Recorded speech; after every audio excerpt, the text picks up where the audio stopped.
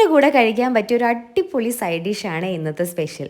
കുറേ പേര് വീഡിയോ ഒക്കെ ചെയ്ത് കണ്ടാണ് ഇതൊന്ന് ട്രൈ ഔട്ട് ചെയ്യാമെന്ന് വിചാരിച്ചത്. അപ്പോൾ ഇതിൻ്റെ മെയിൻ ഇൻഗ്രീഡിയൻറ്റ് വഴുതനങ്ങയാണ്. വഴുതനങ്ങ ഇതേപോലെ മുറിച്ചെടുത്ത് ഉപ്പും മഞ്ഞളും മുളക് പൊടിയും ചേർത്ത് നന്നായിട്ടൊന്ന് പെരട്ടി വെക്കുക. അടുത്തതായിട്ട് വേണ്ടത് വറ്റൽ മുളകും വെളുത്തുള്ളിയും പിന്നെ സവോള അത്യാവശ്യം കട്ടിയിൽ നീളത്തിൽ മുറിച്ചെടുത്തത്. ഇനി എങ്ങനെ ഉണ്ടാക്കുന്നതെന്ന് നോക്കാം. ഒരു കടായി ചൂടാകുമ്പോൾ അതിലേക്ക് എണ്ണ ഒഴിച്ച് ആദ്യം വെളുത്തുള്ളി ഒന്ന് ഫ്രൈ ചെയ്ത് മാറ്റി വയ്ക്കണം. ഇനി വറ്റൽ മുളകിട്ട് അതും കൂടെ നന്നായിട്ടൊന്ന് ഫ്രൈ ചെയ്ത് മാറ്റി വയ്ക്കണം. അടുത്തതായിട്ട് നമ്മൾ നേരത്തെ മാരിനേറ്റ് ചെയ്ത് വെച്ചിരിക്കുന്ന വഴുതനങ്ങയിട്ട് ഇതേപോലെ ഒന്ന് ഷാലോ ഫ്രൈ ചെയ്തെടുക്കുക.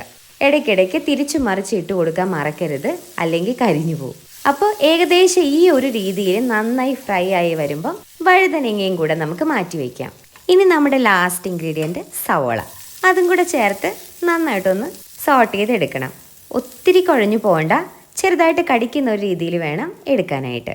ഇനി എന്താ, എല്ലാം കൂടെ ഒരു പാത്രത്തിലേക്ക് മാറ്റി ഇതേപോലെ വെളുത്തുള്ളിയും വറ്റൽമുളകും വഴുതനങ്ങയും കൈ കൊണ്ട് നന്നായിട്ടൊന്ന് ഉടച്ചെടുക്കുക.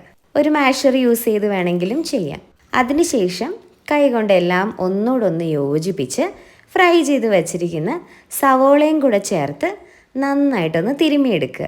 ഗ്ലൗസ് ഉപയോഗിക്കണമെന്നുണ്ടെങ്കിൽ അതൊക്കെ ഉപയോഗിച്ചിട്ട് ചെയ്യാട്ടോ. ഞാനിപ്പോൾ ഞങ്ങൾക്ക് തന്നെ കഴിക്കാൻ വേണ്ടിയാണ്, അപ്പോൾ ഗ്ലൗസിൻ്റെ ഒന്നും ആവശ്യമില്ല. ഇത്രയേ ഉള്ളൂ, നമ്മുടെ വഴുതനങ്ങ കൂട്ട് റെഡിയാണ്. ഇനി ചൂട് ചോറിൻ്റെ കൂടെ ഇതൊന്ന് കഴിച്ച് നോക്കിക്കേ. കൂടെ ഒരുപാട് കറിയുടെ ആവശ്യമൊന്നും വരില്ല, ചോറ് അപ്പോഴേ തീരും. അപ്പോൾ എൻജോയ്.